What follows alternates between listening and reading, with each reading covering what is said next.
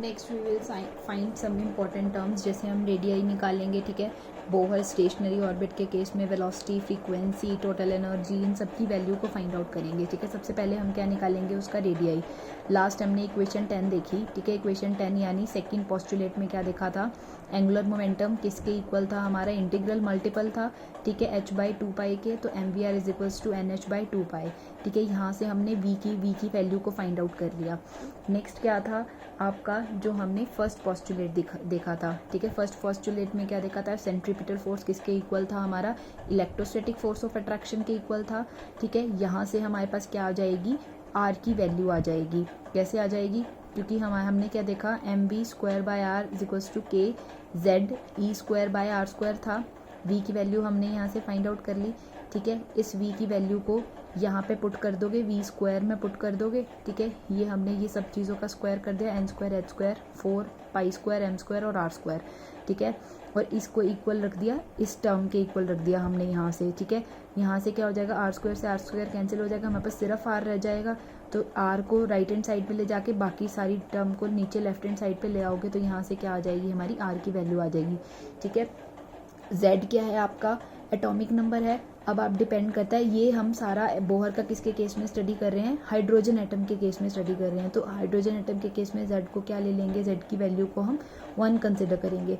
तो यहाँ से हमारे पास क्या आ जाएगी, रेडियस की वैल्यू आ जाएगी, और ये आपको लर्न करनी है, ठीक है। फर्स्ट पोस्टुलेट और सेकंड पोस्टुलेट तो आपको ध्यान में रखना ही है, उसी इन्हीं दोनों पोस्टुलेट की हेल्प से हम सारी वैल्यूज़ को फाइंड आउट करेंगे, ठीक है। यहाँ से हमने क्या देखा, आपका r किसके डायरेक्टली प्रोपोर्शनल आ गया, n² के, ठीक है। इसका मतलब क्या हुआ, 1² 2² 3², ठीक है। इसकी रेशियो हो गई, दैट मीन्स 1 4 और 9। इसका मतलब क्या हो गया, रेडियस 1 फिर 4 फिर 9। यहाँ से हम क्या ऑब्जर्व कर सकते हैं, क्या ये इक्वली स्पेस्ड है, नहीं है, क्योंकि देखो 4 और 1 का डिफरेंस 3, फिर 9 और 4 का डिफरेंस 5, नहीं, ये इक्वली स्पेस्ड नहीं है, ये अनइक्वली स्पेस्ड है, ठीक है। ये हमने ऑब्जर्व किया। नेक्स्ट, अब आपको पता है कि n डिपेंड करता है कि हम कौन सा ऑर्बिट ले रहे हैं, ठीक है। बाकी h की वैल्यू, ये क्या है, प्लैंक्स कांस्टेंट, इसकी वैल्यू होती है फिक्स 6.6 × 10⁻³ जूल सेकेंड, ठीक है। ऐसे ही पाई की वैल्यू फिक्स्ड होती है, मास फिक्स्ड होता है, ठीक है। k is your 1/4πε, that is 9 × 10⁹ coulomb, ठीक है। ऐसे ही आपका क्या है, e, ये क्या है, चार्ज की वैल्यू भी फिक्स्ड होती है। जब आप इन सारी वैल्यूज़ को डालोगे, ठीक है, तो आपके पास यहाँ से रेडियस की क्या वैल्यू आ जाएगी, 5.29 × 10⁻11 मीटर। आप इसको लर्न कर सकते हो ताकि आपको बार बार ये वैल्यूज़ डाल के सॉल्व ना करना पड़े, ठीक है। दैट मीन्स अगर आपको n गिवन है, तो यहाँ से आप सिर्फ n पुट करके, सिर्फ इस n सपोज 1 गिवन है, तो यहाँ से आपके पास सिर्फ ये आ जाएगा, n 2 गिवन है तो कितना आ जाएगी आपके पास वैल्यू, ठीक है।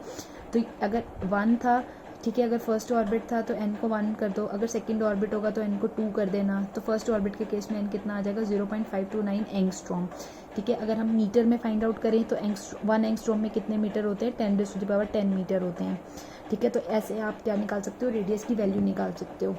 Next is your velocity of electron in Bohr stationary orbit. अब हमें क्या निकालनी है, वेलोसिटी की वैल्यू निकालनी है, ठीक है। वही सेम दोनों इक्वेशंस लेंगे, ठीक है। 9th इक्वेशन थी हमारे पास, ठीक है। 9th इक्वेशन से हमने क्या निकाल लिया, r निकाल लिया। 9th इक्वेशन कौन सी थी, बोहर का फर्स्ट पोस्टुलेट था, ठीक है, जो हमने यहाँ पे देखा था, ये फर्स्ट पोस्टुलेट था। यहाँ से हमने क्या निकाल ली, r की वैल्यू निकाल ली, ठीक है। ये v की टर्म्स में आ गई हमारे पास यहाँ से।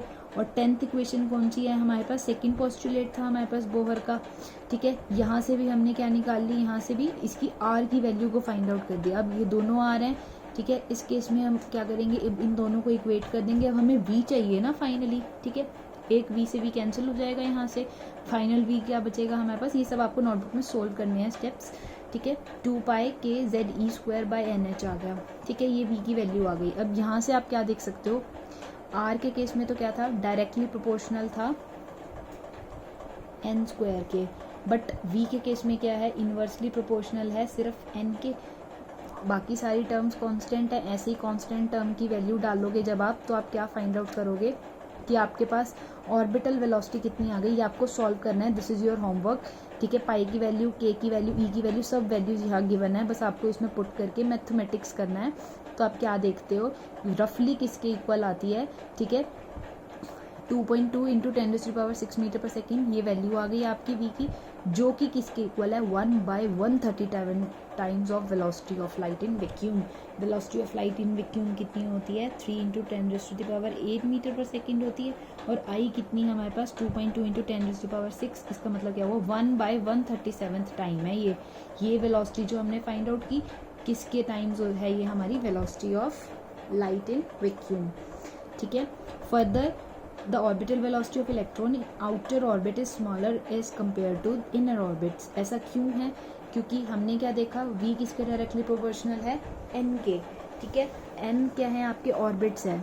ठीक है, यानी जैसे जैसे आप बाहर ऑर्बिट में जाओगे, जैसे जैसे यानी n की वैल्यू इंक्रीज हो रही है, वैसे वैसे v की वैल्यू क्या हो रही है, डिक्रीज हो रही है। इसका मतलब क्या हुआ, इनर ऑर्बिट से जैसे जैसे आप आउटर ऑर्बिट की तरफ जा रहे हो मीन्स n की वैल्यू इंक्रीज हो रही है, वैसे वैसे वेलोसिटी की वैल्यू क्या हो रही है, डिक्रीज हो रही है। ठीक है, नेक्स्ट इज योर फ्रीक्वेंसी। अब हम क्या निकालेंगे, फ्रीक्वेंसी की वैल्यू को फाइंड आउट करेंगे। हमने क्या निकाल लिया, यहाँ से v निकाल लिया। ठीक है, अब आपको पता है v क्या होता है, नंबर ऑफ रेवोल्यूशंस कंप्लीटेड पर सेकेंड।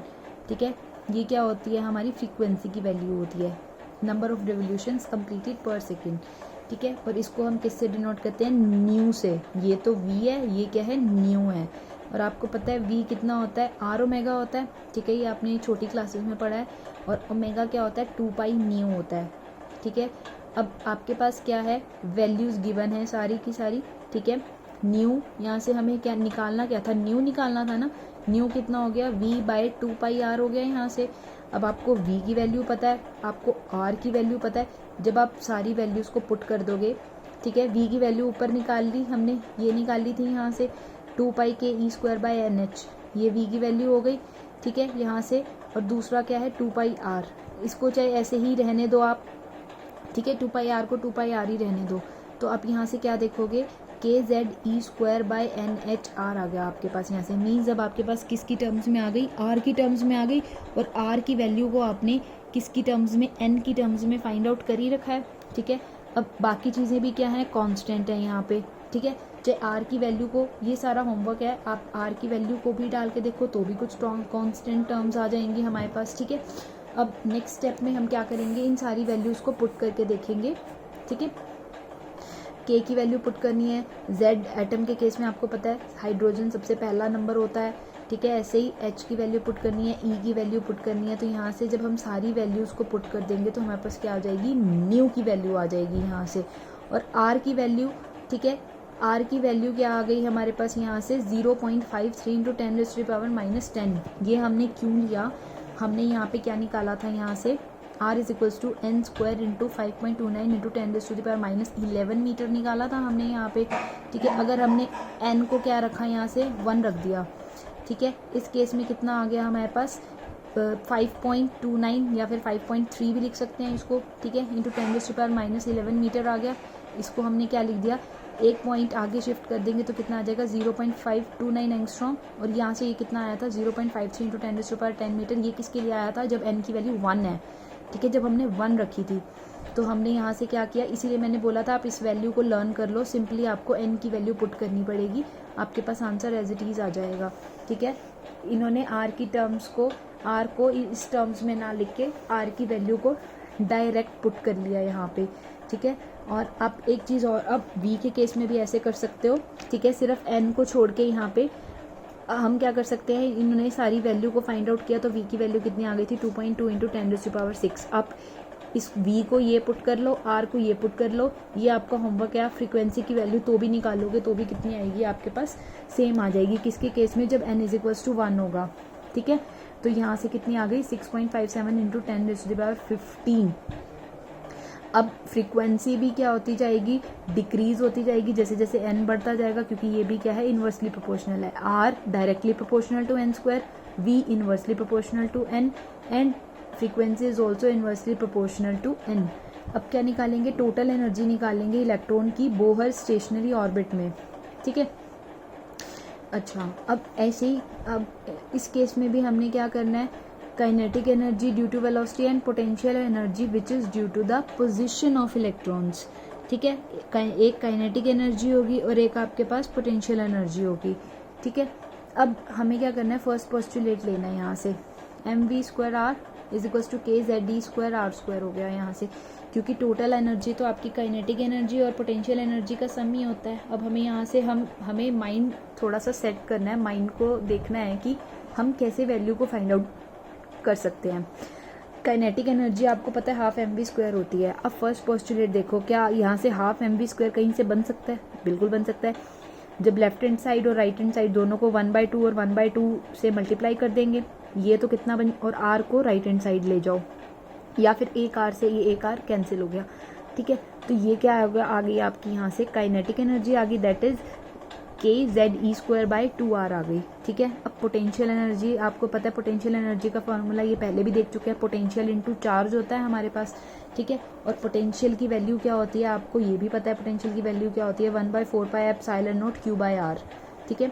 q क्या है यहाँ पे, z इंटू ई है, ठीक है। वो डिपेंड करता है कि z हम बाद में किसका ले रहे हैं, हाइड्रोजन का ले रहे हैं या किसी और हीलियम का ले रहे हैं, बट यहाँ पे इन्होंने बोहर ने किसके लिए स्टडी किया था, हाइड्रोजन के लिए ही, ठीक है। तो के जेड ई बाई आर हो गया यहाँ से, ठीक है। और पोटेंशियल एनर्जी क्या होती है, पोटेंशियल इनटू चार्ज, ये पोटेंशियल आ गया, चार्ज किसका ले रहे हैं हम, इलेक्ट्रॉन का। देखो पोटेंशियल एनर्जी ऑफ इलेक्ट्रॉन, और इलेक्ट्रॉन का चार्ज क्या होता है, नेगेटिव ऑफ ई होता है, ठीक है। तो ये कितना हो गया, negative K Z E squared by R.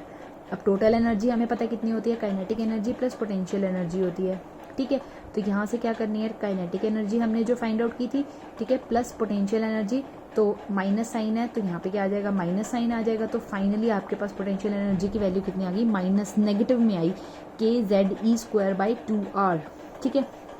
अब हम क्या करेंगे, r आपको पता है यहाँ से क्या होता है, ठीक है, या तो n square H square by 4π² m K Z E square, इसको पुट कर दो, ठीक है यहाँ पे।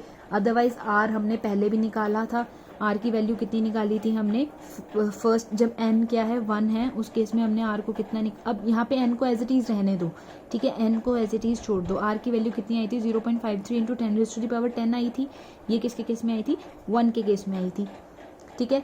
या फिर इसकी वैल्यू को डायरेक्ट पुट करके और ये जो बाकी वैल्यूज़ हैं इनको डाल दो और मल्टीप्लाई कर लो, या फिर सारी वैल्यूज़ दोबारा डाल के मल्टीप्लाई कर लो, इट डिपेंड्स अपॉन यू।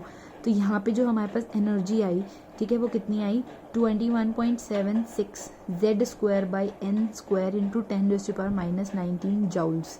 ये किस में निकाला हमने, जाउल्स में एनर्जी निकाली।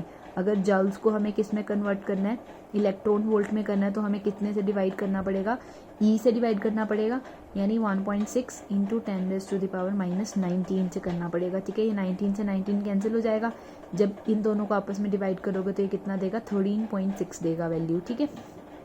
तो हमारे पास फाइनल एनर्जी की वैल्यू कितनी आ गई, 13.6 Z squared by N squared E V. आपको ये भी याद रखना है जेड स्क्वायर।